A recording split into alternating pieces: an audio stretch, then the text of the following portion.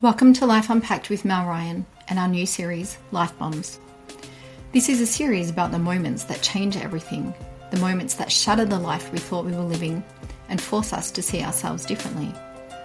Across 9 real stories, we unpack the truth behind grief, abuse, addiction, affairs, miscarriage, loss, love, and joy, and everything in between.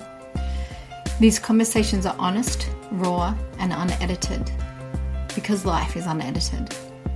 Each episode invites you to look at your own story with more compassion and less judgment, to notice the patterns that you've been repeating, to understand what you've been working on your whole life, and to finally say, I've got me. If you're ready to hear real stories, to grow with others, and to see yourself more clearly than ever before, this series is for you. This is Life Bombs. This is Life Unpacked with Mel Ryan. Welcome back to Life Unpacked with Mel Ryan and our Life Bombs series. Today's episode is linked to Ella's story, but told from a very different perspective. This is Cheree's story, Ella's mum. In this podcast, we step into the experience of a parent, of a mother who was navigating something no parent is ever prepared for. Watching her child struggle, not knowing how to help, holding fear, love, confusion, and hope all at once. Cheree shares what it was like to live through this time from the other side, the side that so often goes unseen, the side that keeps showing up even when there are no answers, the side that carries responsibility, guilt, instinct, and an unshakable level of love. This is not a story about blame. It's not a story about getting it wrong. It's a story about doing the best you can when the ground beneath you has completely fallen away. In this episode, we unpack the emotional reality of parenting through your child attempting suicide, what it's like to sit with fear you can't control, how powerless and isolating it can feel, and how sometimes the only thing you can do is love and keep loving, even when you're terrified. This podcast is honest, raw, and deeply human. If you're a parent or carer or someone who has loved another person through an attempted suicide experience, this episode may be triggering. Please support yourself appropriately. I invite you to listen with compassion and love for Cheree, for Ella, and for yourself. This is a story about love, resilience, and the invisible strength it takes to stay present when everything feels uncertain. Let's unpack Cheree's story. Please note that as I try to limit the editing in these podcasts to keep them truly authentic, this podcast jumps straight in to Cheree and I talking, and then I introduce her a few minutes later. I didn't want to take the start out as it sets up the conversation beautifully. When you get lost, you lose your best to stand up for yourself. Yeah. You feel overwhelmed. Yes. That's so true. Yeah. Yeah. So then you are coming from a kind of broken or a defeated place a little bit more because you don't have the confidence. Yeah. And so then when you That's get right. stuck, You because do. then you're like, it's not that bad. And that's what I was like in my last job. Like, you know, how Literally it was in going the down end. and just sinking too. It's like you don't have that confidence to get out. And then when you do, you're like, no, I can do it. Or the guilt, because when you The were guilt. collabing too. The guilt eats you.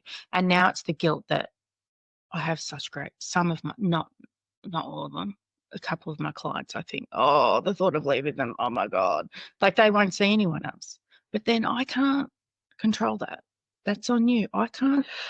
To me, when we reframe guilt, it's a creative learning opportunity. Yeah. So when we look at it, it's like, okay, it means that you either get someone else to support you, you get to do things a different way, or I'm teaching you that I'm allowed to have a boundary. Yeah. Whether that be work or someone else. And I'm teaching myself, more to the point pretty much for you as well, that I matter. And for you, there's been so much, let's not even introduce you, let's just get stuck right in. But there's been so much of I make sure everyone else's needs are met before me. Yeah.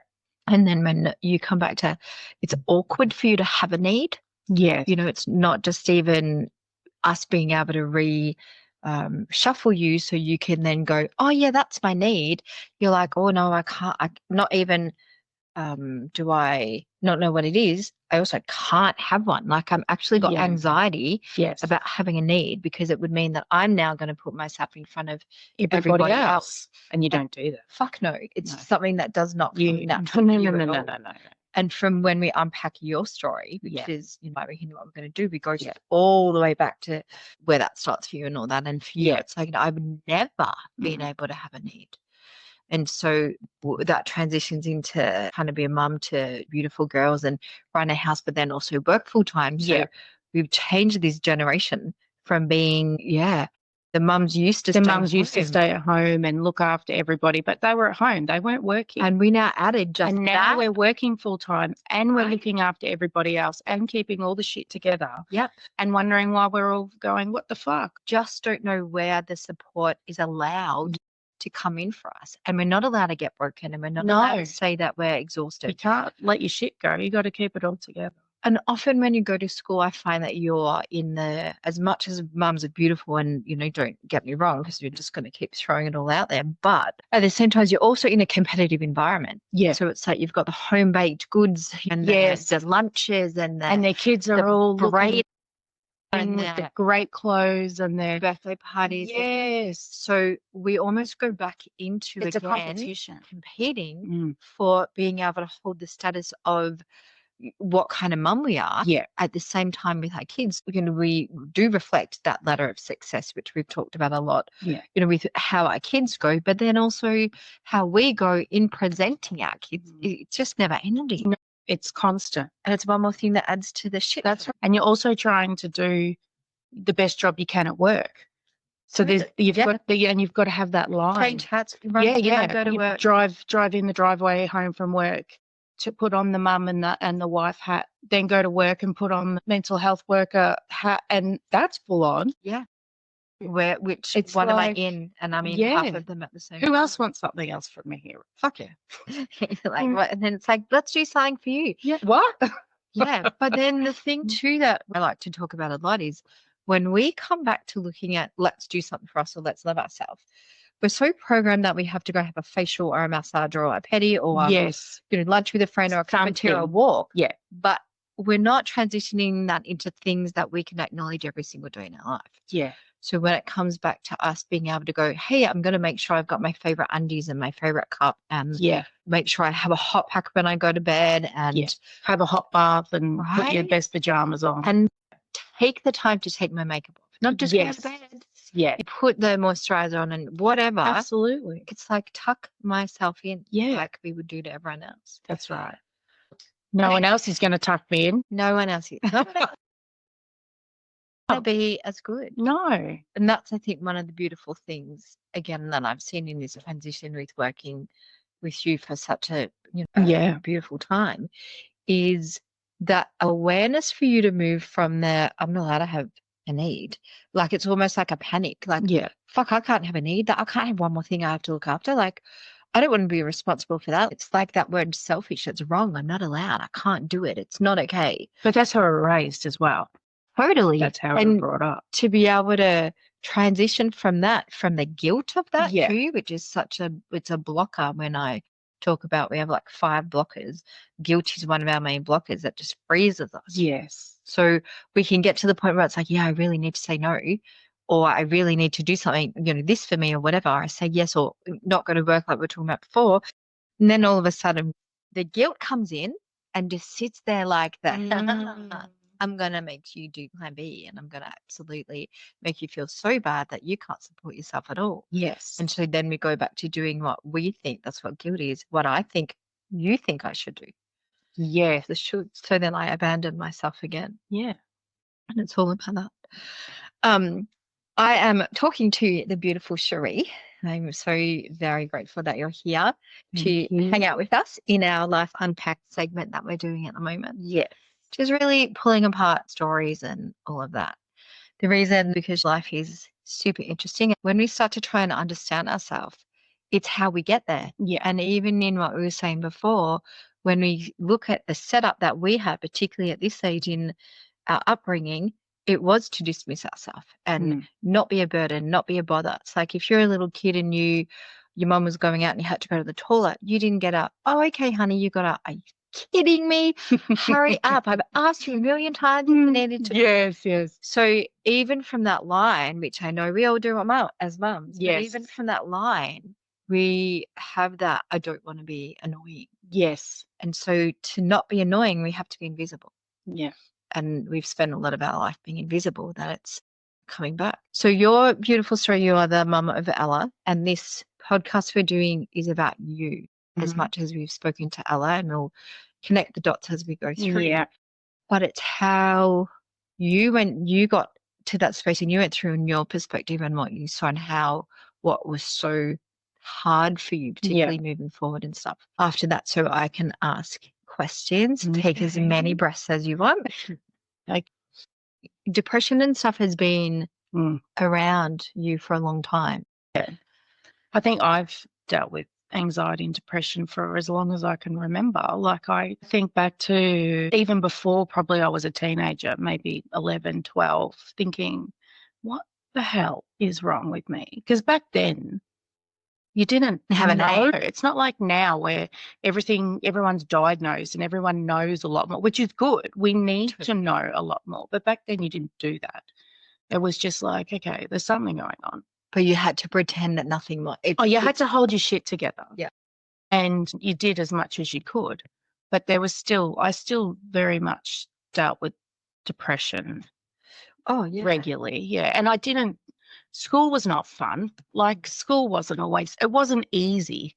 School wasn't easy. Socializing wasn't easy. I'm better at it now as an adult than I was. Skills. I've learned, and as you get older and you mature, you learn ways. I'm much better now than what I was. Plus, I'm medicated these days. I've been on medication for many years. Yeah, and you find that it takes that edge off the definitely overthinking and that fight. Still a massive overthinker. My God, I've always overthought every single scenario, and I'm a catastrophizer. Oh yeah, I like that. I will go, like something will happen, something so minute. My mum will always say this: you'll worry about things, Cheree, that other people would never even worry about. Yeah, so they can't even get there. And they don't even think about it. And I've got to that stage before even thinking, God, what are you doing? And then I'm say that to my girls, like, come back a few levels. But I'm like 46 and they're 20 and 21. So they haven't gone through that stage of life. Well, I think too, it's the difference in being allowed to talk about that. Yes. You had to not verbalize it. No.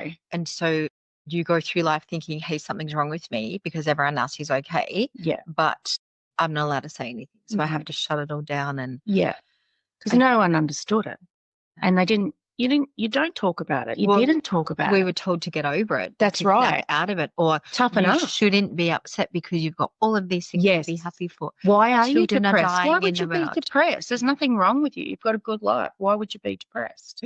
When you look at that, because depression is such an interesting topic that we could get here forever, and I'm not mad about that either. Do you think it's because we're not allowed to explore the way we do things? Let me word that better. It's like, even catastrophizing and overthinking all that, it's just a style of life. It's the way that you try and get through life. And so instead of it being allowed to explore that and going, hey, where do your thoughts take you? To me, it's like we have to find really good ways to support ourselves. Yes. Now, me telling you not to do it is not. It's like someone telling you to calm down if you're a bit angry or whatever. Just breathe through it. It's like, fuck off. Yeah. Like, seriously. And if someone says to you, calm down when you're angry, that just makes me angry. Yeah, me too. You don't say calm down to someone. So if someone says, oh, you're depressed. Why are you depressed? Like, just snap out of it. Just look at all the beauty. I'll piss off. Yeah. Yeah. But I do come from a long line of overthinkers and catastrophizers. Do you know, for me, I'm going to throw something in that might be a bit interesting because I'm a why girl. As you know, I have to get to the bottom of the bottom and it has to feel like it makes sense to me. Yeah. So that's the surface for me of the where you get stuck. It's like the wave that keeps dumping you. I mean, the overthinking and catastrophizing, but I don't know how to get out of it. Yes. For me, why would you do that? And when you say it's genetic, I always look at generational lines, Mhm. because if we go back through anyone's generational line, I think that's alive on the planet today, all you find is trauma. Oh yeah, We go it's back through, generational trauma. right? It goes Generational, right back. whether it's being sexual abuse, whether it's Yeah. wars, whether it's Death and grief and babies dying, Yeah. no one expects. So Yeah. like so many things. yeah, To me, that only leads to the feeling of not being safe, yeah, which if you're not safe, you have to find how you can make yourself safe. So if you're someone that is generationally over dramatic, and I'm not saying, please don't think I'm saying that's don't- bad thing, but is what people Yeah. are saying to you, and you're Yeah. catastrophizing and you following the thread, and I call it little kids when they come in with anxiety. I explain it in a way that you have little horses, when Yeah. you build your fences in your farm that you have. Yes. So I'm like, you've got horses, but you've not built the fence. So your horses can go anywhere. Yeah. So what we have to do is use our thoughts to build the fence, which is block the thought from running away, which is what happens when we catastrophize or we overthink. Mm. Our horse runs to wherever it wants to go and it doesn't stop. Just bolts. And so our whole family's dead somewhere, or do you know what I mean? Yeah. And if you have a thinker, and correct me if I'm wrong, but a lot of your thoughts go to catastrophes in a way that people die, the end happen, like the worst of the worst happens, Mm. which to me is very symbolic of it not being safe.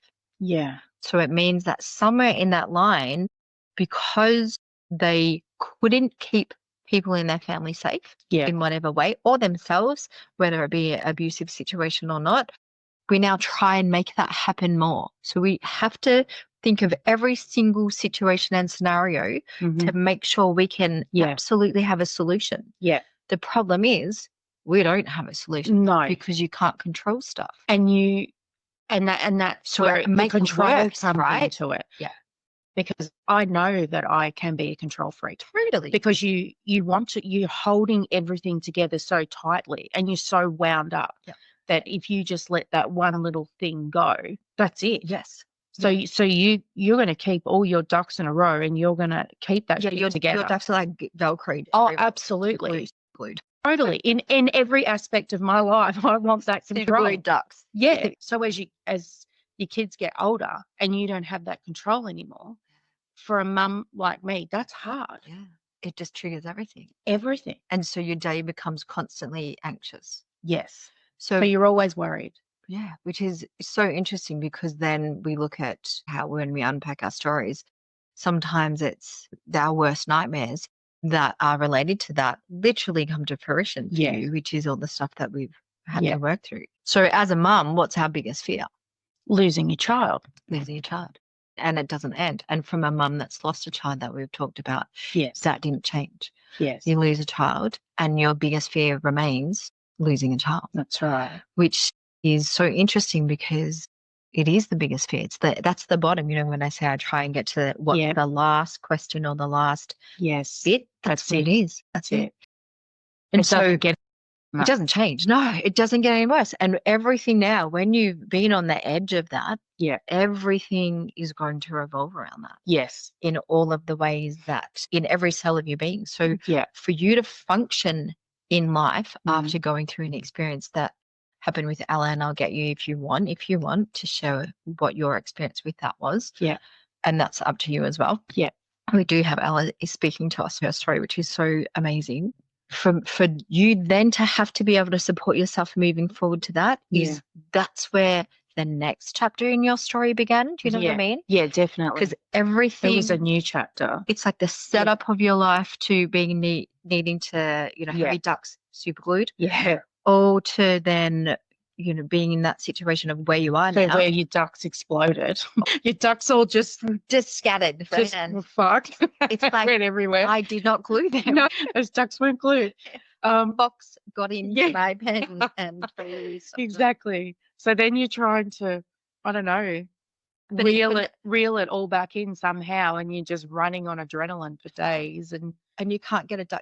You know that you're never ever going to get the ducks back in No. the same way they did. no, and it'll never be like it was. No. And so for us, I know in working with you in that space, you'll come back around to that too. Yeah. It was, we have so much anxiety about that having happen again, and not being able to be not normal, that's not the right word, but not being able to relax or have a good, enjoyable relationship, or be able to support you so you can support her, so you can support the space or anything like that is awful.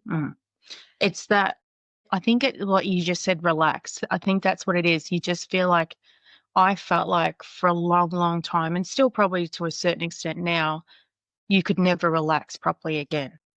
Unless I knew that she's safe and she's in her bed or she's with me, or even in her bed. Like there was many times that I would go in and check that she was still breathing. Shit, yeah, totally.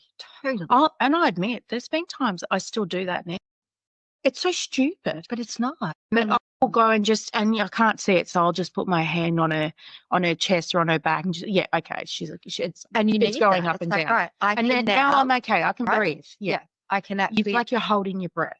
Shit, yeah. And you move, it's like your anxiety, if you don't do that, is going to slowly go up. Yeah. And because you planted the seed for whatever reason, planted that seed in the day. Yeah. It could be her feeling, it could be a movie, it could be some sort of trigger. Someone said something. Yeah. Yeah. Then it just begins to escalate. Absolutely. And unless you get that hand on the back going, oh no, you're fine. Mm-hmm. Or the little from her or something that you like. Something that feels familiar, and I think, okay, she's okay. Like, I know that she's all right. But if she's not in a good frame of mind, or I noticed the last few days that she's been off. She's off. She's off. She's not right. But she's not talking to me, because Ella's not always great at communicating. And she can hold it all in. And I'll let her go for a certain amount of time before I can't handle it. Totally. So what happens is you go, hey, I'm going to turn the anxiety tap on. Yeah. I'm just going to let this fill. And that's going to fill. And it's going to actually continue filling. Yeah. And so we move, we've done some workshops on anxiety, and we go from the little brook into the river, into the rapids, into the friggin' tsunami. It's that's right. Trying to not let us be in the tsunami, because it's so debilitating for us. It's completely debilitating. And even when you're at work, I've had times when I've been at work and I like not being able to reach her on the phone. That's a massive trigger for me. Yeah, it's like if you don't answer, if you don't text me back or something. Yeah, it's like, and she's talking on the phone. She hates talking on the phone. So I say, I don't care if you don't talk on the phone. Just at least text me. Text me 2 words. I'm good, Mum, whatever. I don't give a shit. But if I don't get that, and I know that she's not in a good frame of mind, put those two together. Yeah. That's it for me. If I'm at work, I can't even focus. Yeah, it's like I'm short of breath. Yeah. It's that the adrenaline comes up, you feel sick until I get that text or that phone call, and she's like, my God, Mum, for fuck's sake. I'm fine. Totally. Yeah. I think 2 things I want to add in that. I remember talking to you, and this comes back to in working with many people that have that massive, let's call it a trauma, because or for want of no other better word. Yeah. And whether that be, people have cancer. And then the biggest thing is you're so terrified your body's going to do that again. Yes. You can't let go of that. So people give you advice going, she's fine, she's not going to do that. Oh, yeah. Your level, say before this happened, say, for an example, you have a 100% assurity that she's not going to. When someone's actually attempted to take their own life, no matter how good they are, you will never, ever get that back to 100%. No. It's probably not even going to get past 95% on the best possible time of her life. Yes. You will still be at 95%. Yes. And I'm glad that you say that. Because the truth. Because you do feel like you're a paranoid freak. Right? I think you should be able to trust her. Yeah. Trust her. Get over it. Yes. Right? She's okay. Yeah. And yet, to me, you can't, because it's truth. It's really real. It's really possible. It's the same as losing a child or anything else. It's like when people go, don't worry, it'll be fine. You overthink it. You shouldn't catastrophize things. You're like, no. It's already there. That played out all of the way. Yeah. So this is why, and I remember us talking, and I remember saying that 95% is probably as good as you're going to get. Yeah. And be so aware that 5% is where we need to support you and where you need to support you. Yeah. And so, because instead of just pretending that we're going to be fine, which means you're going to vomit, be sick, be anxious, physical things Yes. happen to our bodies when we're so in that anxiety, adrenaline state. Full panic attack. Totally right. Yeah. And you're doing it in a cupboard because you don't want to upset her, to trigger her, to make her That's worse. right.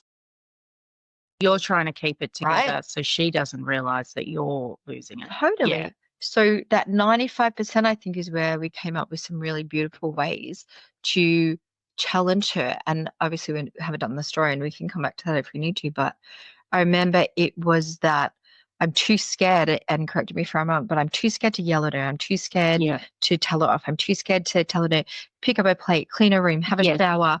I'm fucking terrified to actually, Don't want to rock the boat. Yeah. because I'm so scared that something will happen. Yeah. And so I remember, and absolutely jump in if I've missed a night and painting this picture wrong, but to challenge the space to go, we need to have a conversation. Yeah. Because this is my truth of where I'm at. So one, you can promise me you're never going to do that again. Yeah. And I can believe you to the best of my ability. Yeah. Which is all the trust myths, that we talk about. Yeah. You can never trust her 100% to not go down that path again. I can't. And you're just allowed. That's a fact. There's nothing wrong with it. Yeah. It's the biggest fact to be able to go, okay, that's my truth. So to the best of your ability, I'll believe you. But in the meantime, I've got to set up how the fuck I support myself so I don't implode, which is being able to have the conversation. Are you good? Are you okay? Yeah. How good are you? Yeah. Do you feel suicidal? And it's opening that door to go, you have to answer me. Like it's that. You have to give me something. Right. And it's like not in an aggressive No, not way. at all. It I was don't in a want beautiful way. Yeah. I don't want you to sit down and spill your guts to me. I'm just saying. I'm checking in with you. Yeah, I need those check-ins. Yeah. Every now and then I just need those check-ins. Yeah. And we even went down like the zones of regulation path sort of thing, which in my job, I know that. I use that with the kids and everything. So I was very aware of it. And you would just have to say, red. Yes. Like we're in danger. Yeah. I just need to know something, and just give me something so I know that we're on the right track here. Yeah. But I will never ever be 100% sure. Yeah. And even like I want for the her, rest of your life. Exactly. I want her to travel. And she's very social. She's out and about. That's great. I love it. That's what I want for my kids. The thought of her being, traveling or whatever, and I can't keep an eye on her, that's hard. I want her to do it, but it's scary at the same time. This is when we come back to your story of how you support you. Mm-hmm. And it's for me, I've used, with people in that situation, we use a guardian angel. If you have a grandma you say in that heaven, to me, like get your nan to your nan. Yeah. And it's like, if I can't be with her. Yeah. I always got like Nan Mac's always watching over her or something. That's what I always think. And these are the ways that we find the tiny little ways to get that extra 5%. Yeah. And it doesn't mean that it doesn't mean we're relaxed and we don't care. It means that we can just support ourselves through the vomit time. Yeah. And the time that we're going to be in fetal position, rocking and not being able to function and go to work and can't breathe. And ugh. Yeah. What else can we have in that 5%? Yeah. And it does get easier with time. Because obviously, time it's been 6 years. She was 14 years old when she tried to take her life. She's 20 years old now, but she's done a lot of work to get where she is. And she has done another stint in Stepping Stones in Monash. And as hard as that was when she came to us and said, I'm not good, I need to go back in. And I did not. I'll put my hand up now. I don't think Tim and I both did not probably react the best we ever did, because that terrified me. Because I thought, we're okay. It was like, it's that 3 steps forward, 2 steps back thing. But she had to look at it in the way that she could tell us that. She knew, not good here. I have to go back. I have to do some more work on myself, whatever, because I'm not safe. So when I realized that, and we spent the night in emergency, because, hospitals are shit with mental health. I'm sorry, but they're terrible. Yep. And then she went up to Stepping Stones the next day. The other point of it was, once she was in there, and then they were sort of trying to push her back out. And I said, I'm not taking her home until I know that she's safe, because I can't And if she said she's going in, Yeah. it's like I am now backing her, Yeah. knowing herself. Yeah. My job is to trust her knowing herself now. That's right. And that's the little pact you make with her. It's like, all right, Yeah. I've got your back. I'm your advocate. Right? Totally. Yeah. Which is, again, I totally agree with you. Our support for mental health is limited. It's very limited. I mean, I'm in the industry and I know how limited it is. And did you move into that because of that? Yeah, I think you always do. And I think it's probably helped me in a lot of ways when dealing with the girls, and especially with Ella with her mental health, because you have those tools. Yes. But in saying that, when it's that personal level, when it's that personal, you can't remove yourself from it. When you're Absolutely. working with someone and a client, you go home. I will worry about them, but I've learned to leave that there and walk away because you have to. You'll just There's a I'll separation. need the help myself, you know. Totally. But when it's that personal and it's your child, it makes it really hard. Well, the stakes are higher. Totally. Yeah. It's like it's everything. It's my whole world. Did you struggle? So let's go back a little bit if you want to the Yeah. story. Do you want to go through what, from your perspective, you're okay to do that? Yeah. I still, to this day, I think, don't completely understand. And I don't think Ella completely understands. I mean, I knew that she was struggling, but to that extent, never in a million billion years would I have thought she would have done what she did. She had said that morning she wasn't feeling very well and she was going to stay at home because she felt sick. I didn't really think anything about that. Like, she didn't. She's 14 years old. She's not a baby. I went off to work. Yeah. And then I remember at recess, I went and got a coffee. And then I don't remember. I think I called her to check, see how she was feeling. She didn't answer or whatever. She called me back and she was hysterical. And I said, what is wrong? And she said, oh my God, I've done something. I don't know what I've done. I fucked up. And you're like cold. Oh yeah, that whole, that adrenaline that runs through your whole body, what that is. And I just went, what did you do? And she said, I've taken all the drugs in the cupboard. I've taken every tablet there is. And I'm like, you could have knocked me over with a feather. Like you sort of stone cold, your whole, everything stops. Yes. Yeah. And I had like some colleagues at work just looking at me like they knew something was wrong. They could obviously tell by my face. And then I just said, oh my God, like. Yeah, you're like, where do I so start? then, I'm going to do something. What do I do now? And I said, are you serious? Like, really? Like, did you really? Yeah. No, but seriously, it's like, so anyway, she goes, no, I haven't. I said, how are you feeling? And she said, I feel okay, but I don't know. She said, I just don't want to do this anymore. Something like that. And I'm like, so then it's dawned on me, I think, okay, so she's tried to take her own life. Yeah. It didn't sort of dawn on me. Yeah, you're putting it's that. So I remember saying, I'm coming right now. Like, do I need to call an ambulance? No, I'm coming right now. And then I said, and then I thought, you're just in shock, so you don't know what the fuck to do. Really? So then I remember ringing my mum straight away because mum lives like 2 minutes away from us, and said, Mum, Ella's taken all these tablets. I need you to go around there right now and see. And Mum's like, I'm going right now.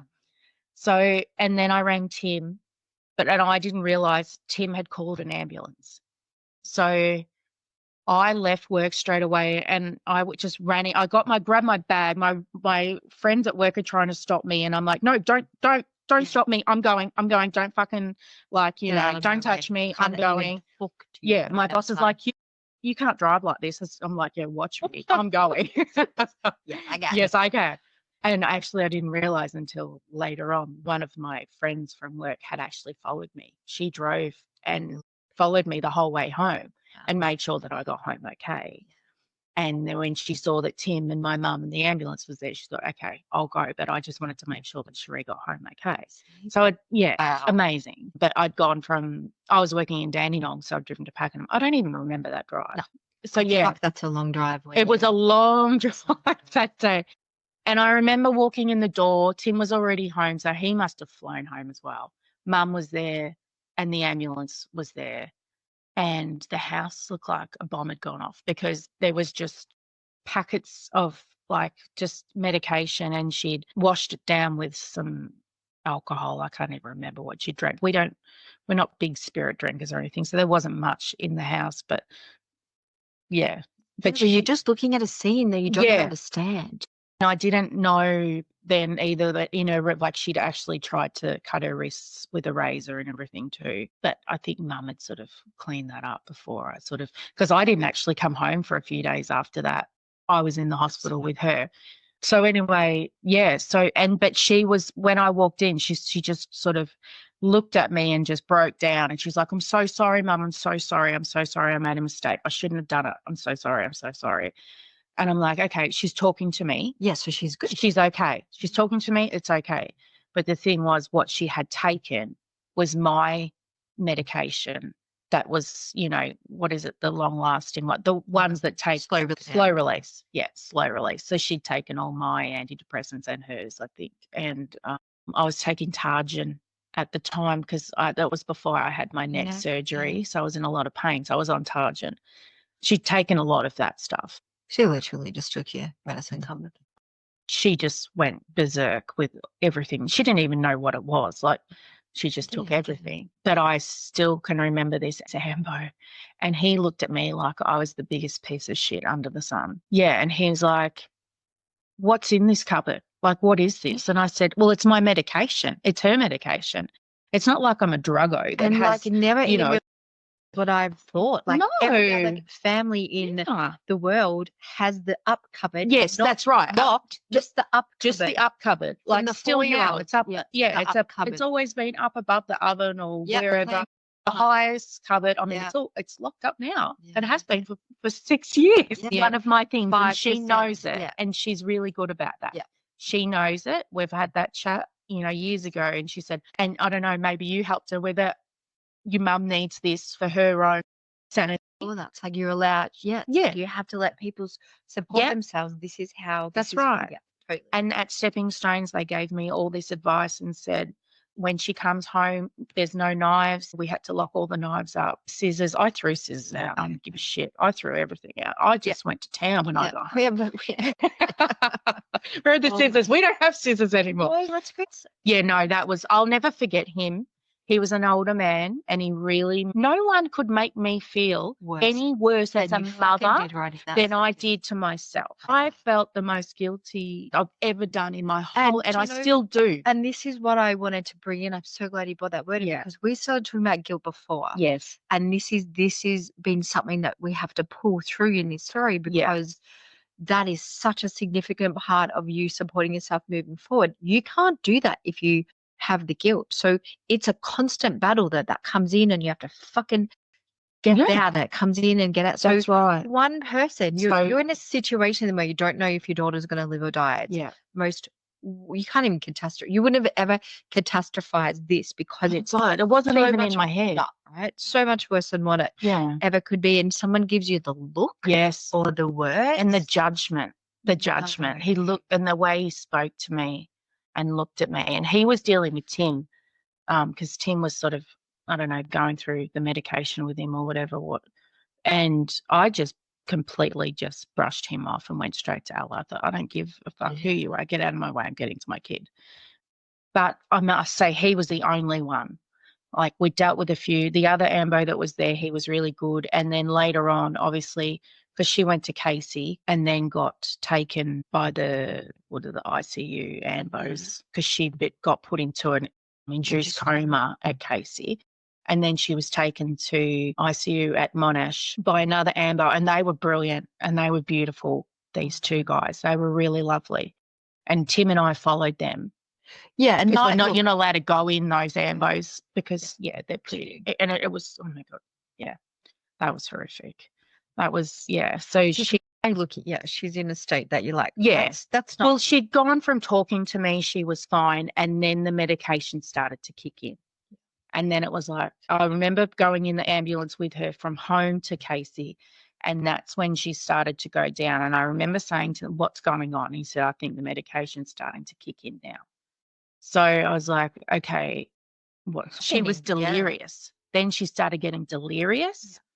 And then in Casey, she was even getting more delirious and she wasn't making sense and she was just talking, I don't know what. And then I was helping a nurse. A nurse asked me to help with a catheter and stuff. So I was just helping. And then, they spoke to Tim and I, and then she started shutting down. She wasn't talking anymore. She was, and they said, we're going to have to put her into an induced coma because all the medication she's taken is gone. Yeah, it's going through her and we don't know. Like I remember saying to one of these doctors, is she going to die? And she said, I can't answer you. I'm so sorry, but I can't answer you. But that's the first time someone actually gave you a reality check that it's like. That's right. And that's where it's like, we're fucked here. You're like, oh, no, I didn't think we were here. Yeah, no. To her. Yeah, she was talking to me. Yeah, you're like, we're not here. That's right. Yeah, that's. So we got asked to go out of the cubicle. And we'd been through this before with Ella, because when she was little, she was only about 3. She had a seizure, a massive seizure, in the car with me one day. And I ended up stopping, and these people helped me in a house. And she, had this massive seizure, and then the ambulance came, and they still to this day can't tell me what exactly happened to her, but they had to put Casey again, put her into an induced coma, and then she got taken to Monash ICU again. Was it Monash? Yeah, it was. And she was in there. She actually woke up, I think the next day they brought her back out. She had a lumbar puncture and everything. No, she'd had they think some sort of serious infection that had gone through her body. Mm. Yeah. I've seen her twice in those comas now, and it's the worst thing you'll do. Yeah. So I remember coming out, we had waited for ages for them to get her set up, and then the transport come to take her at Casey and take her to Monash Children's. So, so we walked back out, and I remember walking out to the ambulance, and my youngest brother, Mark, he met me at the door, and I just lost it. And he was just like, he did, because he saw her obviously then, out, when they're in the coma, there's nothing there. They're complete. And I just said, I feel like I'm in a movie. That's what I felt like. This is not my life. This is not happening to me. And I don't know, this is not real. So we followed. Yeah, now you're numb. And you just feel like it's almost like someone can just lead you. Yeah. Because you're like, I don't know, I don't think or feel, I don't know what to do. Yes. And I'm paused because she's paused. So until she's not paused, that's right. Yeah. So, we just followed then to the children's and waited because, again, in ICU, and they're amazing in that Monash Children's Hospital. I will always remember how beautiful those nurses were in ICU with her and with us. I remember this young nurse in ICU when we got there, and she was just beautiful. And this young guy too, and he said to me, we see this all the time. And I said, you're kidding me. And he said, no. He goes, you're not alone. We see this all the time. Wow. And I'm like, oh my God. Like, I don't know if that's great or. Yeah, I know. Okay, that's good, but. Yeah. But they were trying to reassure us without give you some giving kind of us. Hope. Without actually saying, she'll be fine. Because they can't. So we waited, and then, my parents came in, and, it's very confronting when you walk in and see them like that, because they're attached to every. Well, the machines are living for her. Yeah, everything. She's got the tube down her throat, and she's out. Yeah, you're just waiting. Yeah, to see what her body's going to happen. Do. And if she does wake up, is she going to be okay when she wakes up? And so now all the thoughts start coming in. Yeah. And you sort of, I don't know, you're thinking, she has done this to herself, and that's an added extra my child's not just sick and maybe going to die, but she did this to herself. That's an extra thing on top of it that you just can't process. No. Yeah. Not And at it's all. well, That do you doesn't think, happen to me. right? in And my you go, life. but I love you so much. I Yeah. don't understand how you Yes. would want to do this Mhm. because I have enough love for you that could move the world. Do you know what I mean? As a mum, and you're Exactly. like, I don't get how you can't feel that when I And I need you to remember feel saying that. something like that to her when she woke up. And I sort of just laid my head on the pillow beside her and said, I can't believe you were going to leave me. And it's probably, that was a bit of a guilt thing, I guess. But But I it get was, and she's like, the real, she real. goes, I'm so sorry, but I just didn't know what else to do anymore. I just didn't know what else to do. That's the truth. She goes, it's not, I don't want to leave you. Yeah, I want to stop. I just want to stop this. Yeah. And I understand. I've been in that situation. I've felt that I just need this to stop. to end. Yeah. I don't want to make anyone else feel bad. like I I can't even thought get to about that it when I was younger. I thought I'd planned things out when I was about 13. I remember year 7 was the worst year of my whole life. And I was like, need this to Yeah, stop. can't do it. But I couldn't do it to my mum. And that was the only thing I think in the end that stopped me, was that would have killed my mum. So I couldn't have done it to her. So I understood what she was saying. Yeah. Yes. Which is almost kind of good, in a way that you're like, I see how you got there from you Yeah. in how hard and difficult it is. Yeah. But it's like, God, I don't want you to stay there. Oh, God, no. Yeah, it's like fight for everything that you can. Yeah, that's right. So it's, I don't know. I mean, as hard as that all was, and people think, okay, it's good. She's, well, we're skipping ahead a bit. How long was she in an induced coma for? She was actually only in that coma for until the next morning. I love how you say only. Yeah, As I in know. only. I That would know. be the longest time. I know. She ended up, I remember Tim slept on the couch. Well, we didn't sleep, but there was a little fold-out couch behind her bed in ICU.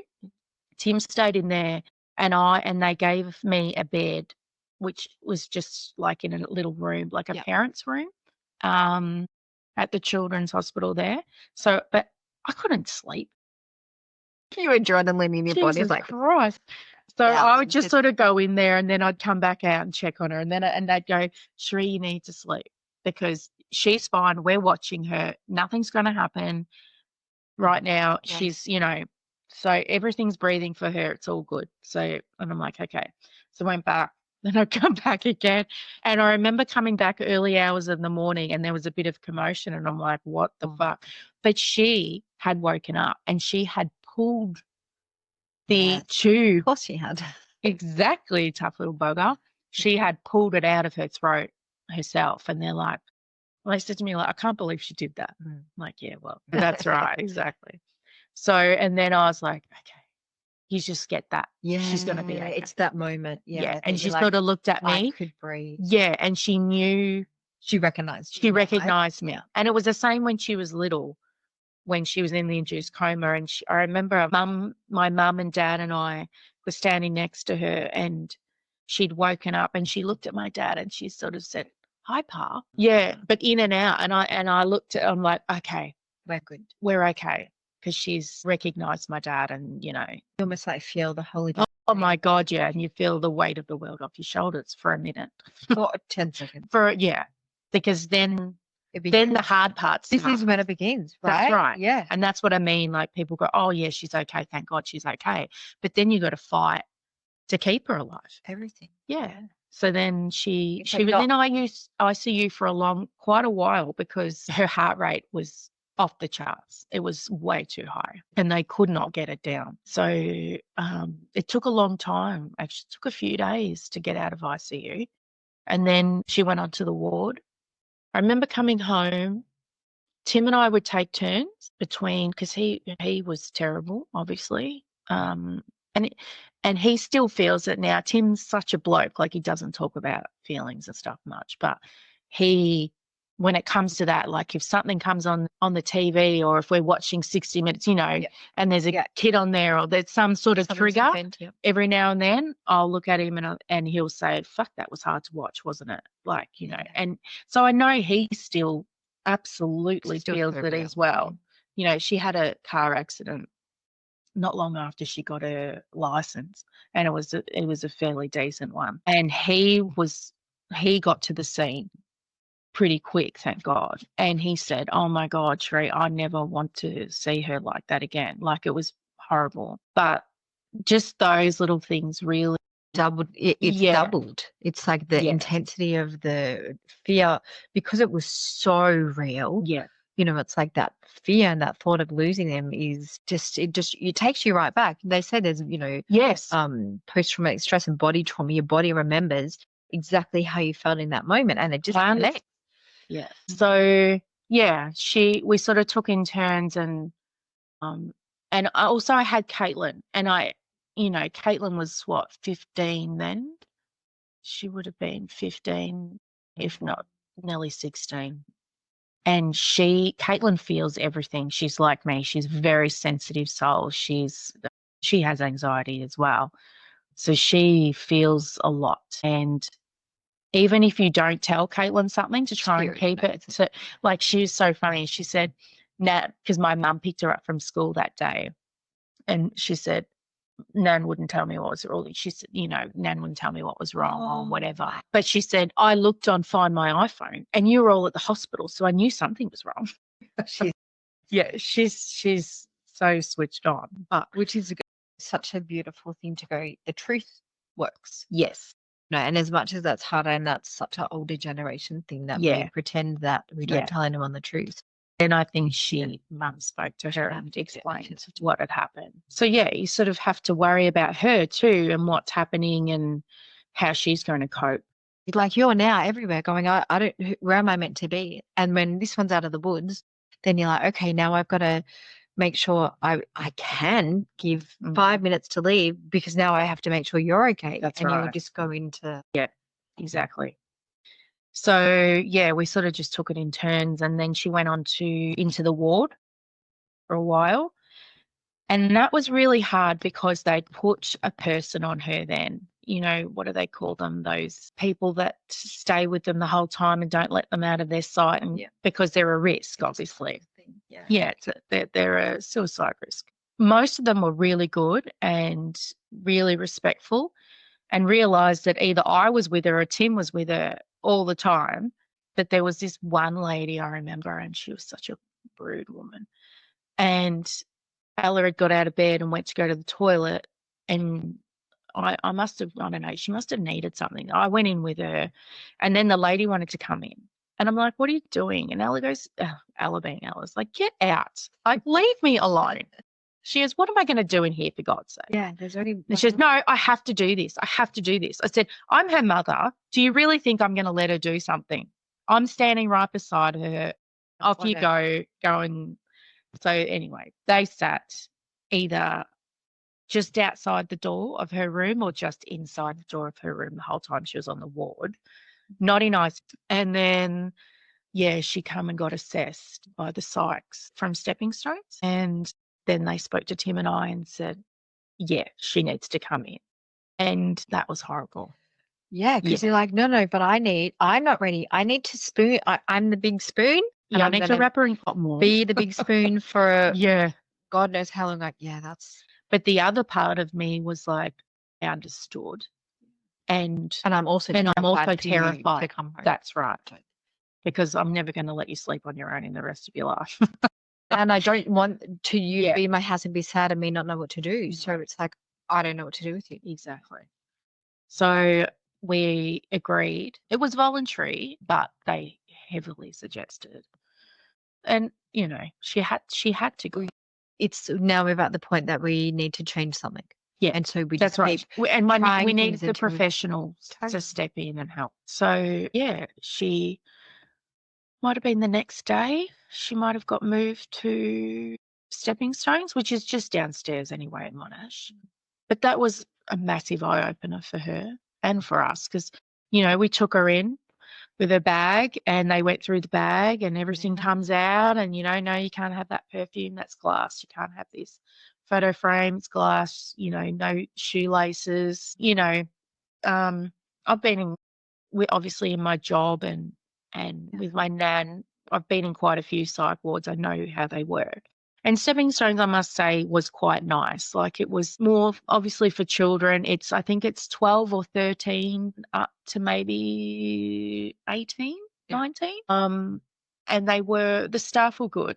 Yeah. They were good to us and they were good to her. I don't know whether she agrees with that or not. I think her second stay, she wasn't as impressed, but the first one maybe. The next 30 seconds could change your life. If you want to take the next step to work with Mel, go to Mel Orion 100% You on your Facebook or Instagram and direct message her the word work. From here, Mel's team will help direct you to what you need. You may want to explore at your own pace, or you might be ready to dive right in. No matter where you're at, Mel has the tools and programs in place to help you, support you. Mel Orion 100% You. Do you find it really interesting in this journey that we talked about is for you, particularly in the journey of feeling supported and also being able to support yourself? Yeah. It's really triggered and it corresponds with the people that you meet along the way. Yeah. It's like the nurse in ICU that just puts her hand on your back to be able to be like, hey, it's okay. Oh, yeah. Many parents are here. It's okay. Yes. Because for you, as we said, that guilt theme that comes through.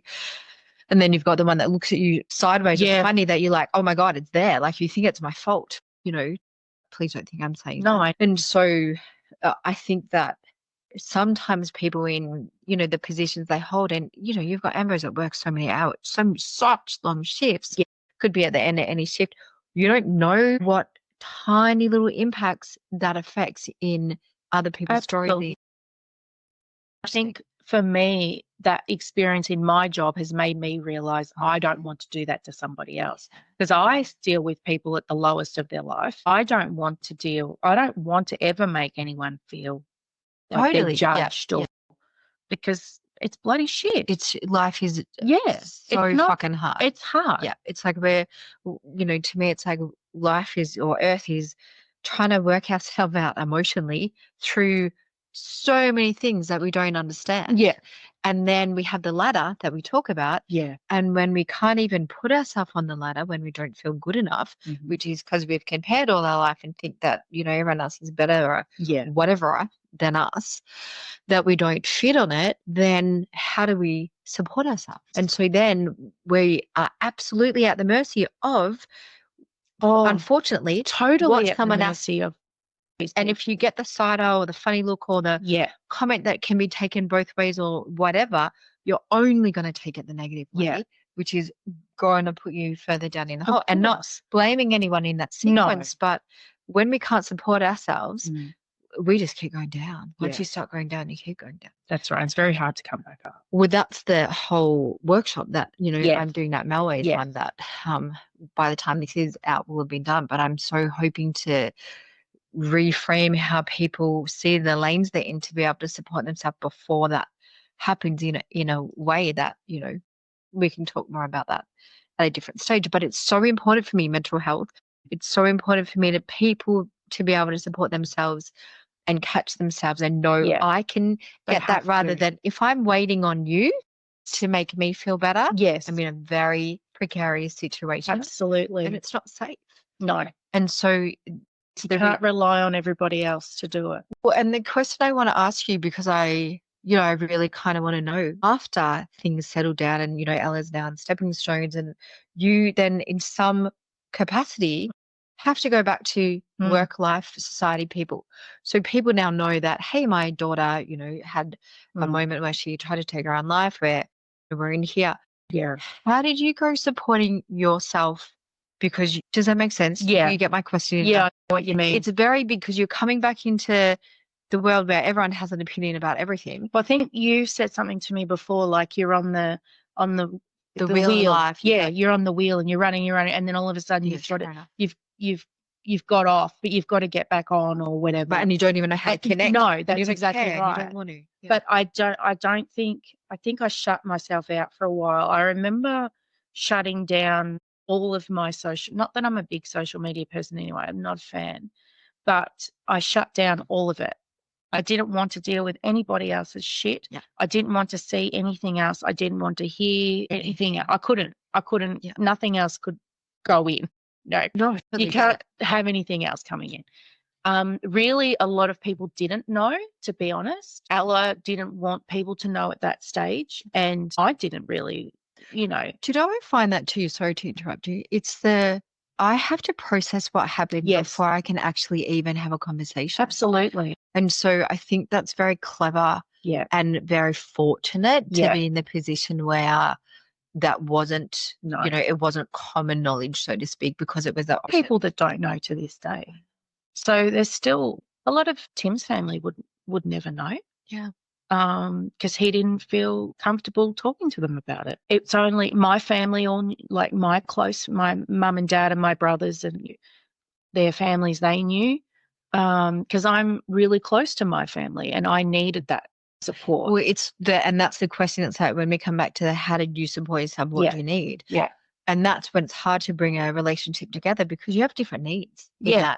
And so we have to still be able to work through what you need. Yeah. And that's when the question, if you've come from when we were saying at the start, I don't have needs. And it's like, well, we're in the most traumatic situation of your life. What do you need? You're like, I don't know. Yes, exactly. Like, I have no idea. I don't know. I can't answer. No, I think my mum is pretty good with that with me. She knows me pretty well. And if I say, like, I don't know what I need, she just steps up. She always has, though. She'll just step up and say, well, I know what you need. But I guess that's the mum thing, isn't it? It's a mum thing. Just, well, I know what you need and I'll do it for you and make sure that it happens. I'm just going to tuck this in for you. Exactly. I mean, I might be older, but you still, as a mum, need to be loved. Yeah. Well, it's the base of nurturing and being tucked in, cared for, looked after, all that at times. And sometimes we don't know what it is. And sometimes we just don't have the strength or capacity or anything left to find it. And the other thing, because I had time off work. There's no way that I could have gone back to work during that time. So, I mean, Tim and I were really good. We supported each other really well during that time. And Caitlin, obviously, we were the only ones that knew what the hell we were going through and felt the same way. Yes. So we needed each other to get through that. And some of my close friends at work knew, and they were amazing. And I wouldn't have got through some of those times. And when I went back to work without some of those people, because I needed to go back to work when everything was okay and Ella was safe. I had to go back to work, but I needed them to know, but not talk to me about it all the time. It's a fine line. Really? But I've been so lucky. I've got such amazing friends that I worked with. Not like they didn't all know, but obviously when I left that day, there was a handful of people and my boss and that saw it and knew. And they were incredible support. I remember one of them saying, one of my friends, good friends, saying, I have no idea what you're going through right now, Cheree. I can't even imagine what you're going through, but I'm here to listen. I'm here. Yeah. And I thought, well, that's what I need. Yeah, they're the words. And it's a safe place. It's like, I'm just going to be here as long as you need to talk. Yeah. Without any advice. No judgment. Not going to say, well, why don't you do this? Why don't you do that? And why did she do this? Why was she depressed? I can't answer.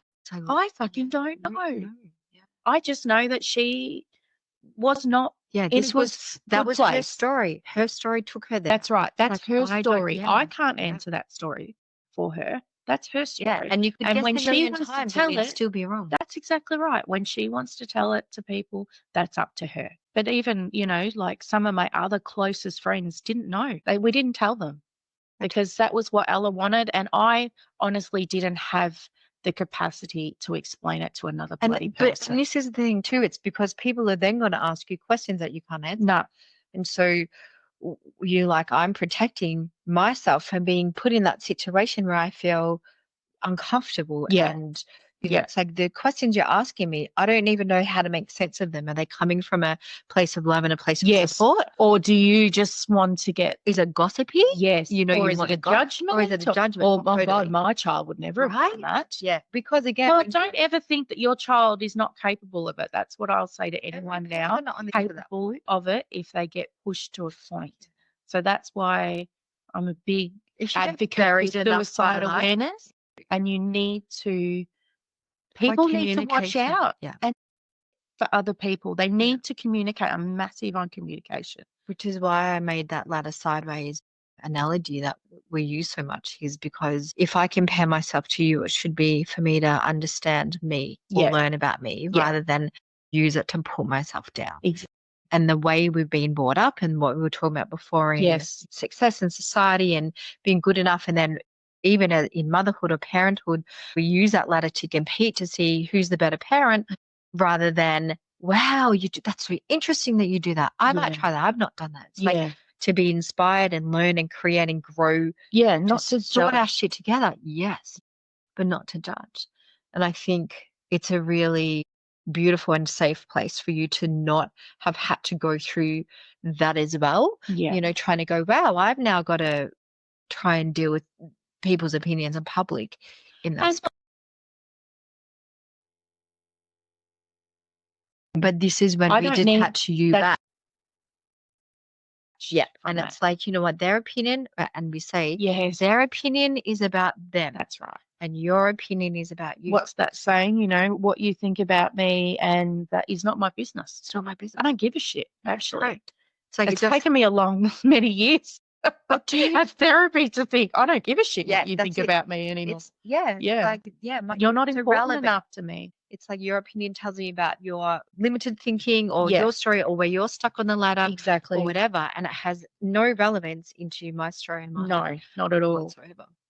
But yeah, the people that I needed were there for me when I needed them. Do you think when we look at this whole story for you, and to me it's really highlighting and I still want to come back to that, it's like where you are in supporting yourself. Yeah. As much as we don't want plan B and the shit show to happen, but like the bomb, we call it the bomb that goes off in your life. Mm-hmm.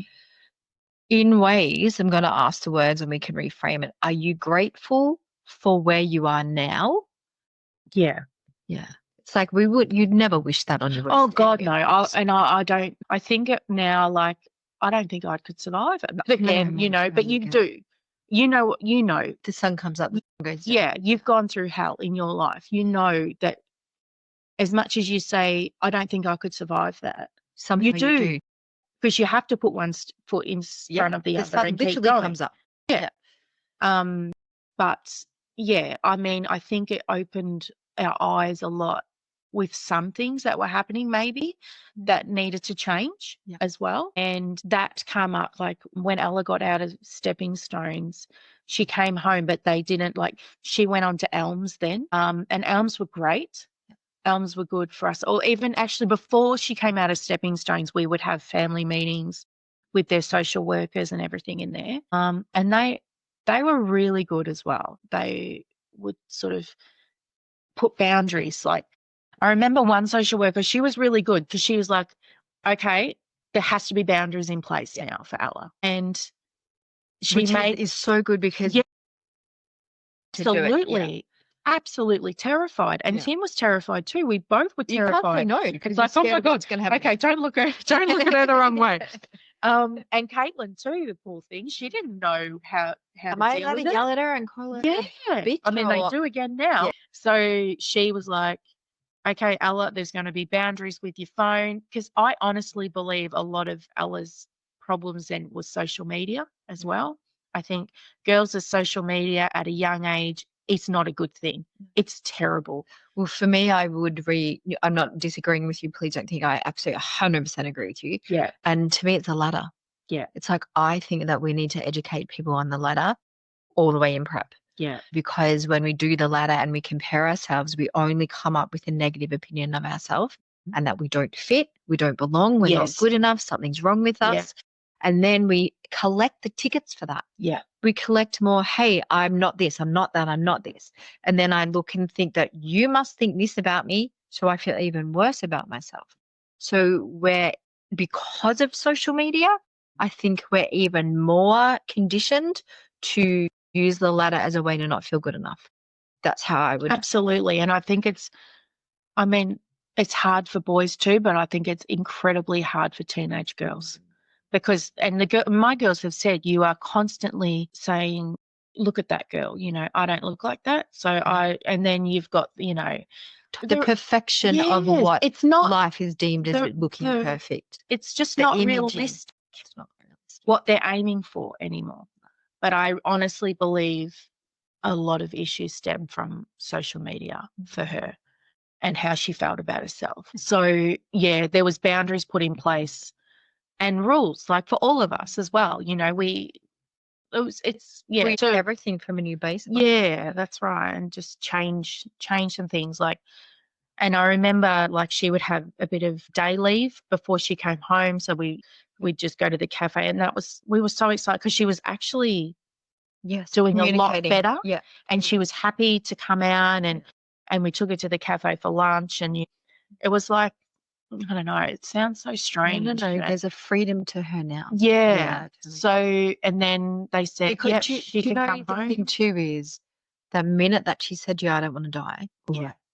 That's for her, that would be the most life-changing moment because as much as we've still got that, or for you as the mum, you've still got the 95 and 5%. I'm always going to have the 5%. Yeah. She doesn't. She probably doesn't. No, she probably doesn't. And she tells me she doesn't. Yeah, because of that moment that she went, fuck, I don't want to die. Yes. So I made a truth is that. And not to ever discredit where you're at or anything, but so she's probably living from a place that is very much more, that my English is awful, but free because of the knowing.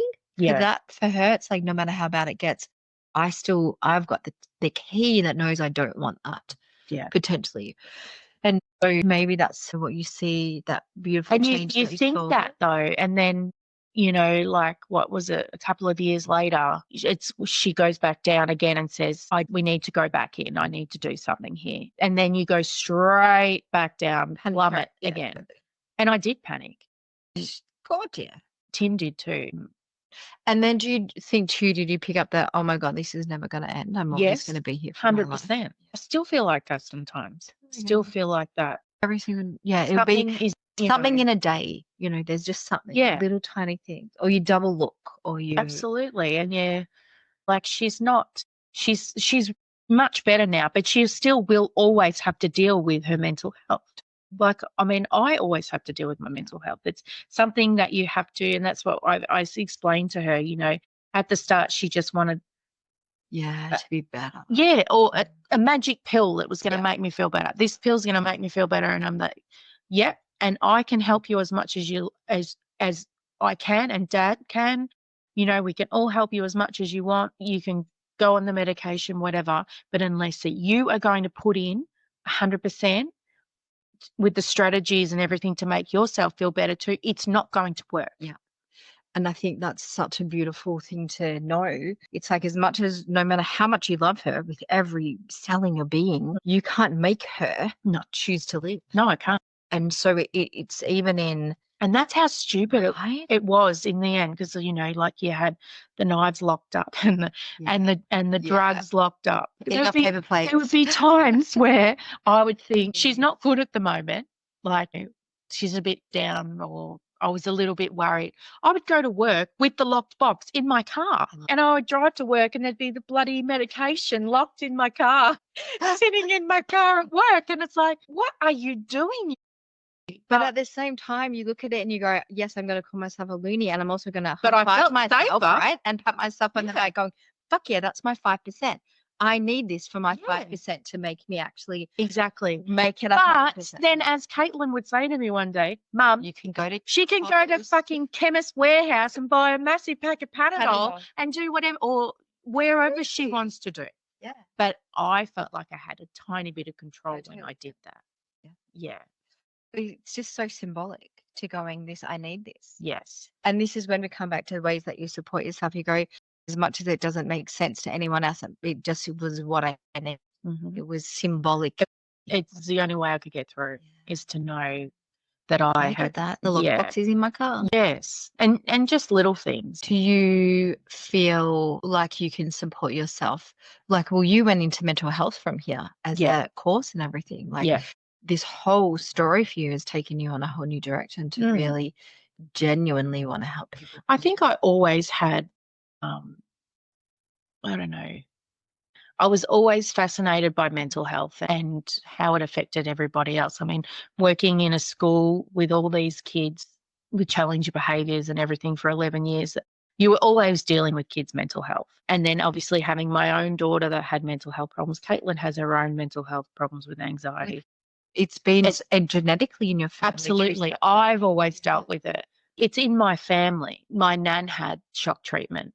She was catatonic at certain stages. So it's definitely been in the family.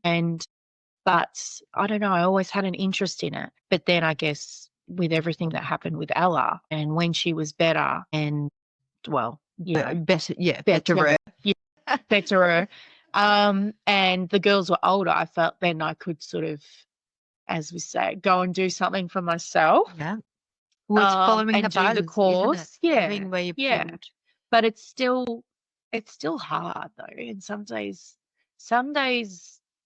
can be a bit of a trigger depending on who you're working with and what's happening. If it's a bit close to home, it can be a bit of a trigger. But then I think you can help people a bit more when you've actually been through. Yeah, it's that lived experience. Totally agree. Because if you've got someone talking to you as a professional or whatever that's never had anything happen in their life, I mean, it's there's like, not I read many. the book Not on many. this Yeah, I've read the textbook. I know how it works. It's like, you piss off. Yeah. Like, you're not going to you take don't that connect. seriously. You don't find the connection. No, not at all. Yeah. You have to be able to connect with them on some sort of level. Yeah. And when you've been through it yourself, I feel like you can connect better. Yeah. And I think too, you don't find the judgment in it. When you really connect, you actually genuinely connect and you feel safe. And I think, even in what we were talking about before, being safe is such a base for being able to then unpack your story. Yeah. And then you can get to your why, and then you can be able to, understand it better. And then from there, you can begin to support yourself better because you're not in the space of feeling judged or trying to avoid feeling judged. Yes. So I think having that wisdom and that experience that you bring into that mental health space, people would look at you and go, oh my God, I feel like I can tell you my story before I even, I had a client the other day that said, I don't know how you do it, but you make me say things that I've never said to anybody else. And I said, well, I don't know. She goes, you just get it out of me. Which is so beautiful because you go. It's easier with other people though. It's easier when it's not your own. Because we have our kids and we have the little card that we write all the things we want for them. From the minute they're born, I want you to be happy, have good friends, laugh, have a great life. We have all the wishes and hopes and dreams. Yeah. And yet they came to earth to have an experience, and that experience is going to hold all the emotions. And when they're in the tumultuousness of life experience, it's terrifying. Because as the person that loves them the most, because, as mums, we say, we're just going to say we love our kids the most. Yeah. And that doesn't change, No. Even when they get partners and that's like, I still love you the most. We still have all those wishes, and to see them hurt, it's really difficult to go, hey, you're allowed to do it your way. You're allowed to have your story. You're allowed to have that experience. I'm here to support you, supporting you. Yeah, I'm here to support you and help you learn how to be your voice, support yourself instead of me fix it. Yeah. And we don't learn how to do parenthood like that. We learn that you should fix it. You should make it better. You should look after them. You should do that. You should be responsible. Exactly. And so when our kids come into, I'm going to do all my lessons early, like while I'm with you in all this enormous way. Yeah. It's so challenging because you're like, what did I do wrong? Well, it's not in the book, is it? It's not in that book of motherhood where you go, right, your kid's going to do this and this and this and this and this, and it's all going to go perfectly. And then it's like, hang on a minute, that's not the way it was supposed to go. And then parents do say, what did I do wrong? Because I want to address that. And it's been many times I've said that. Yeah. Correct. So what did I do wrong? Tim has too. my God, what did we Very do? wrong. And then you Where look at it all, did we what go could we have wrong? done? Yeah, what should we have done? Like, Yes. where did we, The what ifs. Yeah. and the shoulds and the all that. Yeah. And we really want to address that because we're discrediting our beautiful kids. We're going, hey, I'm coming to Earth to have an experience and I want to learn also how to support myself. So I'm picking you, and I'm picking you because you're actually going to help me learn to support myself. Yeah. You're not going to judge me. You're going to be there for me, which is the most beautiful role that you have and will continue to play in our life. Yeah.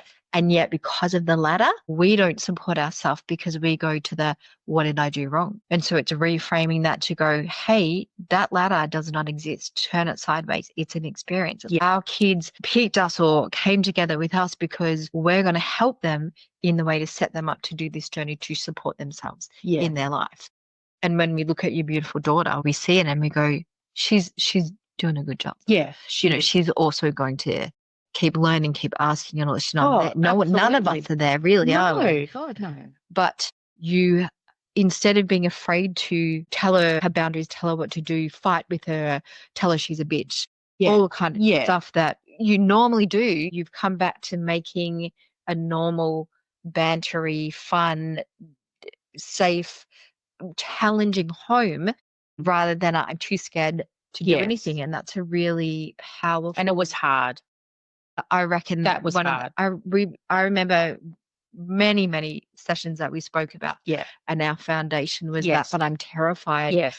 To do that. I'm terrified. Yeah. And we kept coming back to communicating and finding your truth and supporting that. And that was really difficult for both of us, Tim and I both. But it was, you had to, because at the end of the day, she still needed the boundaries. Yeah, she's a teenager. She's a teenager. Yeah.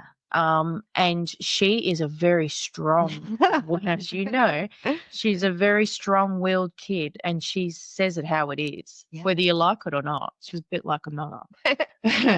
But so there was still boundaries that had to be put in place. And it was also, the other part of it was the guilt for Caitlin, because I felt like I was putting all my eggs in Ella's basket to keep her alive and keep it all going. And I felt like I was not there for Kate at the same time, because it's so hard to juggle everything. Well, you literally would come to the, you're not going to die right now, and I'm not 100% sure about you, so I'm going to here. Yeah. And so whether that's right, wrong, or not the right words I want to use, but it was just the only thing that you could do. That's right. And so it means that this becomes lacking in how you want to be a mum to her. Yeah. Because you need to keep your energy here because of the 95 and 5% that we keep talking about. You're like, I can't move from here because I can't function. Yeah. Because I have to make sure. Yeah. I got to somehow glue my duck back. Absolutely. And so how do you think that has, or that's healing that relationship that you have with Caitlin as well? I mean, Caitlin and I relationship is amazing. She's incredible. And I'm really lucky with Kate because she's... See, you keep saying the word lucky. I'm going to challenge you back and go, lucky doesn't exist. Yeah. Because that means good things just randomly happen. Yeah. I always say to you that because you work really hard at trying to be and being a beautiful, strong friend, you're honest, you say when things don't work, you are beginning to tell your friends what you need, you tell Caitlin the truth in all the ways, you create really strong, beautiful relationships. I don't base that on luck. I base that on you being the beautiful person that you are. I just want to add that in. Yeah, I think you work hard to have a good relationship with her. And yes, absolutely. And I mean, all teenage girls are going to drive you nuts, and you're going to have your moments. But I think at times, honestly, and I remember saying this to friends back then, she keeps me sane. She was keeping me sane. Reminding you too that mum, she shouldn't be allowed to do that. Yes, she was. Yeah. And you're like, she was bringing it right back, going, hang on a minute. Why the fuck is she doing that? And I can't do that. And it's like, oh yeah, back to reality. Yeah. But Caitlin is like, she was born an old soul. She's been here before. So she's really good. But I do still feel... Well, it was a lot. You all went through a lot. We all family went through a bomb. Yeah. And she did too. And that was hard for her. Yeah. Really hard for her. But yeah, I still, actually, I forgot about this part. I remember the lady in the nurse that I was talking about in ICU. And she said to me that night and Ella was, hooked up and stuff. And she said to me, take a photo of her like this. And I was mortified when she said that. And I said, what? She goes, no, she will never remember. Yeah. She doesn't know what happened here and what this looks like right now and how close she is. Take a photo of her like this. And one day, if she's strong enough and if you feel like it and she's ready, show her the photos so she knows what happened and this is the end. When you do something like this is what happens. Yeah, it's, because people can glorify it all or whatever. This is what happened. It's a reality. It's the reality. Yeah. So I did. And it wasn't until I'm going to say maybe not even that, even years maybe later, she said something about it. And I said, I have a photo of you. I said, it's up to you. Do you want to see it? And she said, no, I want to see it. And I said, do you really? She said, no, I want to see it. So I showed her and she was, it was pretty confronting, very confronting. It's a horrible photo. Well, you look dead. Completely. Because you're on life support. It's horrific. So you're not actually. Yeah. But I think in a way, I agree with what that nurse, it was. No, it's clever. But she needed to see it. Well, do you know what? I come back to the truth, and it's the truth. And so you're giving her a perspective of what your truth was, because her truth was, I went to sleep and I woke up. Yes, exactly. And your truth was, there was a lot in between. You going to sleep and waking up. Yes. Those moments. That's right. And that's the social worker with Elms and also in Stepping Stone saying, no, okay, Ella, there's going to be boundaries now.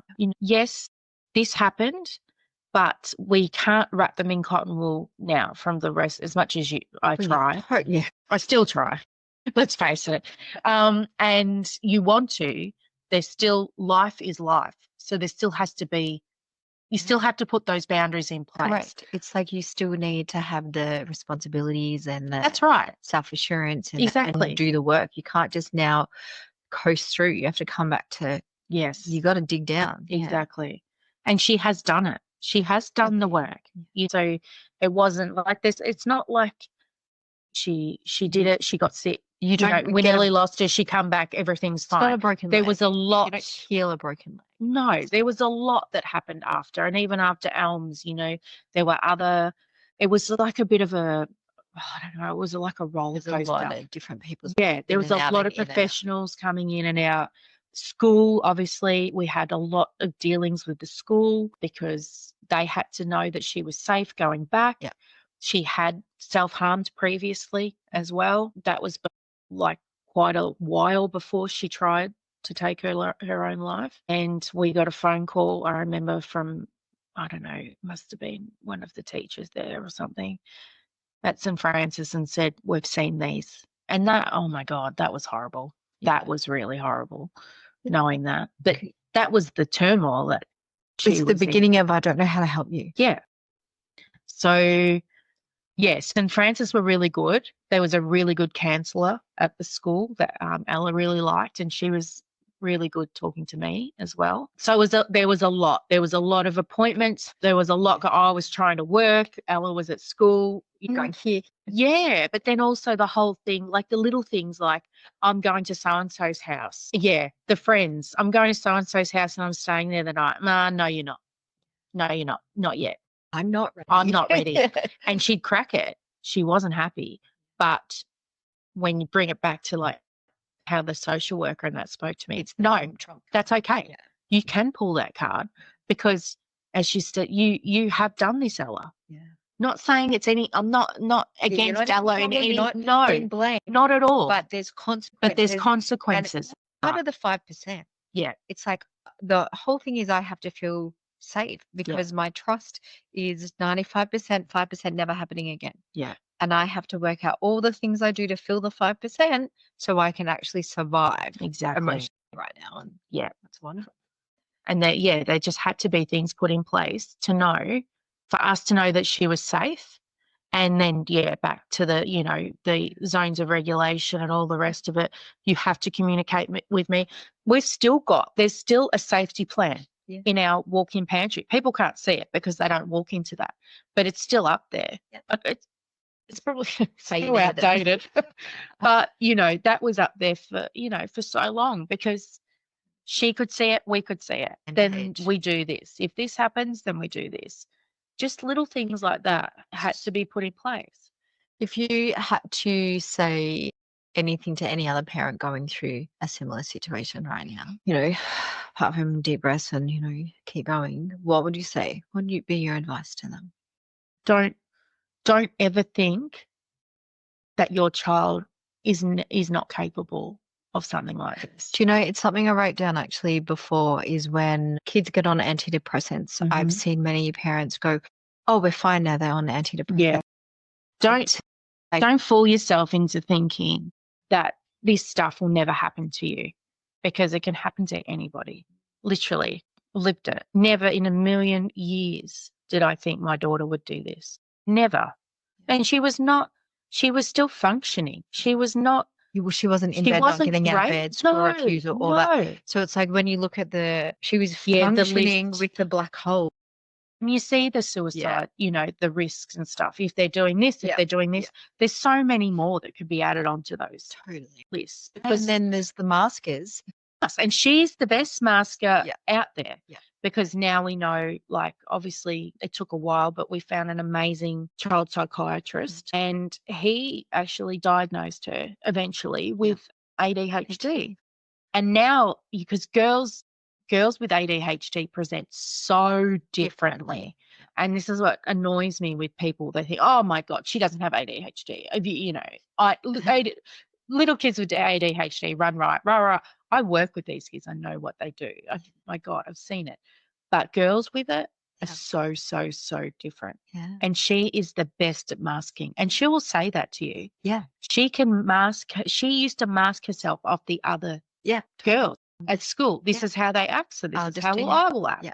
And then what happens is you always feel like something's wrong with you. That's right. Which is that I'm not on the ladder. And she also will hold her shit together really well for a certain amount of time, even at work, at school. Yeah, friendships, social outings, whatever. She'll hold it together. And when she gets home, it's like, oh my God. Yeah. Yeah. And I get that. I can do that. I do that too sometimes. It's like, it's too much. It's overwhelming. Okay, now down. Don't talk to me. Don't look at me. I think sometimes that diagnosis that people go, what's the point of getting a diagnosis when you're older? Yeah. And it's like, and even if you don't get a formal diagnosis, when you look at the attributes of, ADHD and stuff, and you compare it to certain aspects that you have in your life, it's freeing. Yes. Because it makes that's how she felt. And I've spoken to lots of people, in that similar yeah. freeing boat that you're like, oh my God, I make sense to myself. Totally. And that's literally how she felt. Because I remember saying, it's a free. Do you want to go down this path of a diagnosis? Because then you get OTs involved, and it's massive getting diagnosis. It's so hard, and it's so expensive. Yeah, which is wrong. So wrong. Totally wrong. And she said, no, I want to know. I want to know. Because she said, and then when it all come back, and then the doctor explained it to us, and the other stuff as well. She's like, now I understand. And it's now it makes sense. Yeah, right. It's that beautiful thing. It's learning how to understand ourselves. Mm-hmm. And if you can understand yourself and you know all your whys, you understand yourself, then you can begin to learn how to support yourself. Exactly. So if you know that's your truth, or this is how you react, or this is why you react, and all of that. That's right. Now, the same for you with that 5% hole that we're never fixing. No. We got to fill it with how you support yourself. Yeah. It's the same with Ella or anyone else. It's like, if I understand me and all my little intricate ways, now I get to start making my foundation of how I support myself. That means I can't get back on the ladder. Now, if I'm not getting back on the ladder, I'm not falling down into the black hole where I am waiting for someone else to come along and help me, fix me, save me, because I need you to tell me I'm okay. Yeah. Because I'm not playing that game. I'm not in there, because I know that I'm allowed to do it my way, because my way relates to me. But it takes a long time to get to that. Right. And this is what I'm saying. We're not taught that here. Oh God, no. And we have to have the trauma that your whole family's been through, which is the bomb in the family, to get to even beginning to start to put that together for each of you Yeah. is so massive Yeah. and exhausting, but to me also amazing Yeah. in a I possible way. I know what you mean. Well, when I look at each of you and see the difference in that, I know my strategies, I know how to support myself. I'm Yes. not afraid to have a voice. I'm not afraid to try and go down the path of ignoring myself and not having needs and then go, oh, that's not actually working for me. Yes. To come back to go, hey, let's reframe some things and Mhm. put some things in place. It's different. You can't help but not like your life better. Yeah. And 100%. that's the point of why we're here, in And so you many need ways. those strategies. But- That's where the diagnosis and everything helps. Yeah. Because now she understands how her mind works. Yep. And as she gets older, that will only improve. Because as you get Now you can older, develop more the and maturity more and and everything, it gets better. And I mean, I know now, it's taken me many years, but you know your triggers, you know what works, what doesn't work for you, but it takes a long time where to your get there. limits are. That's all of right. that. Exactly. It's not an easy road to get to. Not easy. Exactly. For you in supporting yourself now, do you feel much more confident Yes, I'm getting there. in parenting and everything? Yeah, I think so. I mean, you still have your moments where you think, "Oh my God, I could have done this Could've, better." should've. Yeah, should have probably not said that or should have said that, But I'm proud of the relationship I have with my girls. I love my girls. And I know that if they, well, I hope and I think that if something happens, they know they can come to me. They know they can communicate with me, give a shit what it is. And You that's can that one open time up. before it's like the door is that two-way door where there isn't that hierarchy or that judgment. It's just, No. when you said you're lucky, I don't believe that. I believe that you've worked really hard to actually try and maintain the open door, non-judgmental relationship that you have that safe place. Yes. Because you also tell them when you're stuck, the truth with you, what's happening. I for you do. all I'm of that. open with them with Yeah. that. And they've seen a lot in our family as well. They've seen a lot of death in the last few years in my family with, they've gone through a lot with me, with grief and everything. So I don't hide things from them. You do. I don't think I shelter them Mhm. really. I mean, you shelter your children to a certain extent, Yeah. but they're not babies. Yeah. So I think I've always been pretty open with them, and they know, they know how I feel, and I know how they feel, and Tim as well. Like Tim's very open with the girls. Yeah, he's what's that thing? He's a good girl dad. Ella says that he's a good He's a girl girl dad. dad. Yeah. Yeah. Like But I think honestly though, in like you were saying earlier, are you grateful? I'm not grateful for what happened, but what happened after, and even her and Tim's relationship after, and how Tim dealt with mental health later was better and is better because he's much more open to it and understands it more now. And he can read how the girls are. he's actually tuned into Tuned see the into signs and them. all of that Yeah. stuff. And he knows, like he'll say to me, if Ella's not right, or he'll say to me, what's happening? Yeah. What's like, going on? today. She's not right. And I'll say, well, you go and talk to her. Because, mums are always the ones that go and do but he will go and talk And to I her think now. too, the beautiful thing that both of you learn is you can't fix it. No, You don't go in with a conversation to fix it. You go in that with was a big, being in and I do want to fix things too, but being on the other side and understanding, having anxiety and depression, when people come in and say, how can we fix that for you? Tim was I'm going to fix it, but that's men, isn't it? Yeah, totally. Yeah. How can I fix that? And Tim was like that. It's like, you can't fix it. No one can fix it. Just listen to me. Yeah. I just want you to listen to me. So I think that's a big thing that I think that's a you have to really learn. good advice to anyone is the ability to just hold the space and almost say nothing or ask a question or you direct it back to, wow, what does that mean for you? Or something that you creating. I always say it's like you have a table and you just hold the table in the middle, literally. And then you unpack and you pour out what's happening.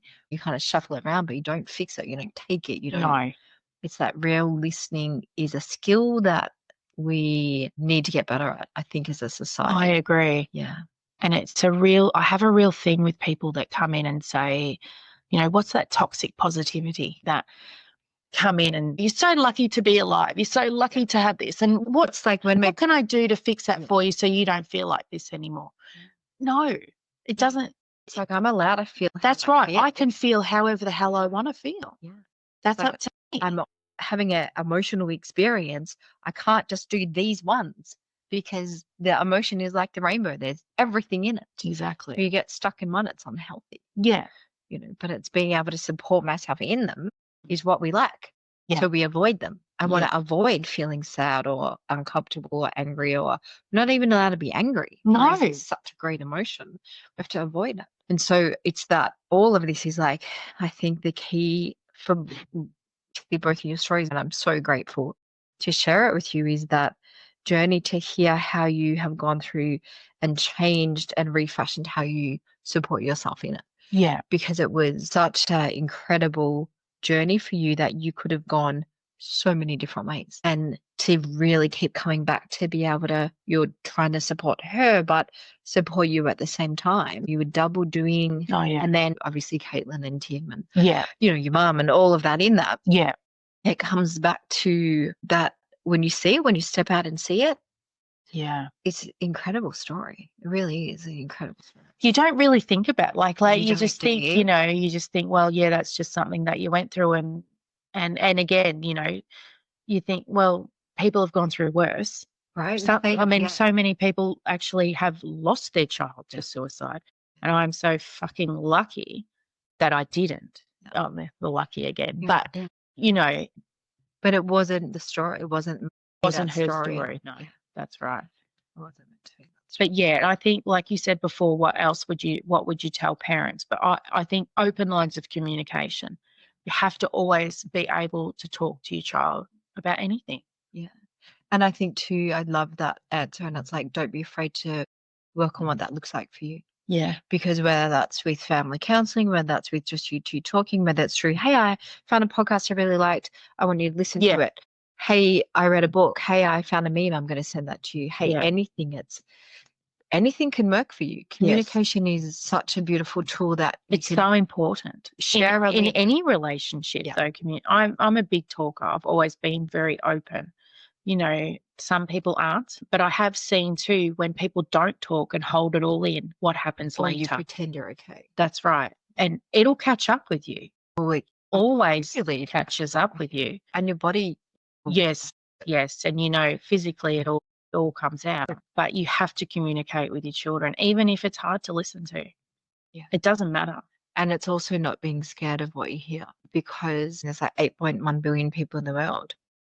Someone can help, I think, and if we look through Ella's story, there's been so many people in her steps that she's learned to listen to herself, and some amazing and some not so amazing. Yes. She's kept moving and trying and finding different people that help her find her way. Even that is incredible to know that it's not just one person that is going to help you out of that. It takes a village. Right? Yeah. So many different people. Absolutely. And it's for both of you, and for her, it's that continuously doing that. You're always going to find it. That's exactly right. You have to look, and you have to help yourself at the end of the day as well. It is. 100%. Get help, but put yourself in there. And that's what we always said to Ella.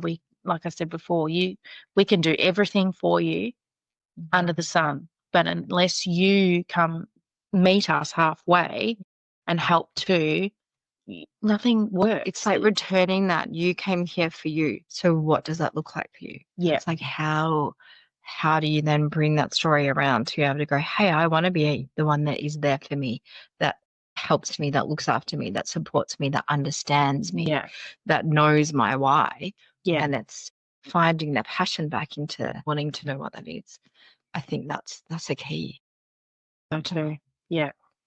But she's done amazing, and she's a very strong little cookie. I think her mum is. That too. So thank you so much for sharing. Thank you. I really appreciate it. That's okay. Thanks for listening. A pleasure. I love you. Thank you for listening to this episode of Life Unpacked with Mel Ryan. If someone in your life is going through their own life bomb, please share this episode with them. These stories may be exactly what they need to hear. Remember to follow or subscribe to the podcast so you never miss an episode. And if you feel called to unpack your own story with me, you're always welcome to reach out through my website or social media. Thank you for being part of this space. Be kind to yourself, be curious, and remember the answers you've been looking for have always been inside you. I'll see you at the next episode.